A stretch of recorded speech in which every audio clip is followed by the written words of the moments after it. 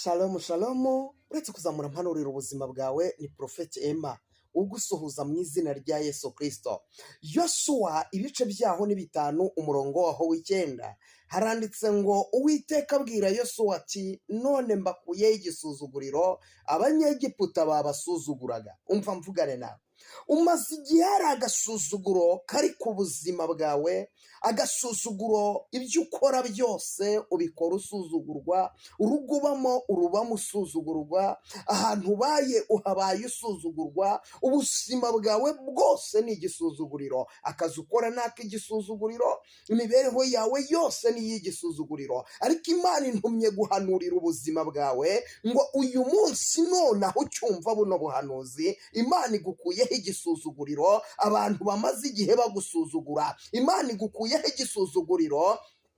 Abadayimoni basuzuguye ubuzima bwawe baguteza indwara, uburwayi bukubaho akarande, urivuza uburwayi bwanga gukira, urivuza biranga birayoberana. Ariko umva ukuntu Imana intumye kukubwira, ayizo ni mashando wiribirifai lerebota nini topevoni, none ahanga Imana igukuyeho igisuzuguriro. Imana igukuyeho igisuzuguriro mama, Imana igukuyeho igisuzuguriro wa musore we, Imana igukuyeho igisuzuguriro wa mukobwa we, Imana igukuyeho igisuzuguriro wa mugabo we, Imana igukuyeho igisuzuguriro wowe unkurikiye. Hari igisuzuguriro cyari kikuriho cyo kujya gusaba akazi ukakabura abandi bakakabona, hari igisuzuguriro cyari kikuriho ugakora hagahembwa abandi, ugakora hagashimwa abandi we ntushimwe. Hari igisuzuguriro cyari kikuriho usuzugurirwa mu rugo rwawe. None amanuka muri comment wandike muti nakiriye gukurwaho igisuzuguriro. Manuka ucyandika iyo komenti, Imana ikuremera igitangaza. Manuka muri komenti wandika uti nakiriye gukurwaho igisuzuguriro, Imana y'amahoro ikugirire neza. Hari igisuzuguriro kikumazeho iminsi, ariko uzi igisuzuguriro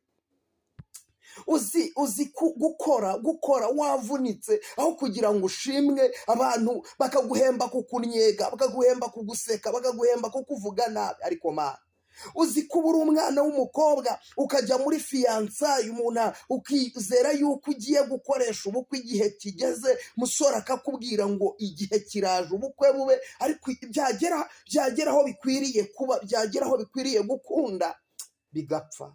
Igisuzuguriro kikakuza, mudugudu wose muri karitsiye yose bakakumenya ko ari wa mukobwa uhora upfusha ubukwe. Icyo gisuzuguriro Imana ikigukuyeho. Imana y'amahoro ije kugukuraho igisuzuguriro wa mudamu wowe urarurira mu rugo rwawe, ni amarira urarira urakora nta kutagira ngo ushimishe umugabo wawe urebe ko wakubaka urugo rwawe, ariko